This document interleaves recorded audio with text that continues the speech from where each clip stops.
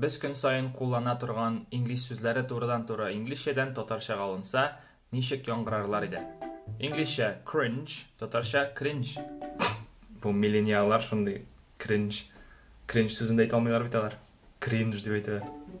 Инглизчә hashtag, татарча hashtag. Бездә хада әле бар, димәк, biz hashtag дип әйтәбез. Hashtag дип түгел. Безнең төркемгә язылыгыз #тарафбand. Инглизчә sweatshirt, татарча sweatshirt. Менә кара, яңа sweatshirt алдым әле. Матурмы?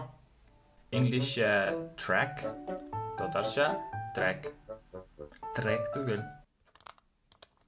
Кара, безнең яңа track әзер, тыңлап карыйсыңмы?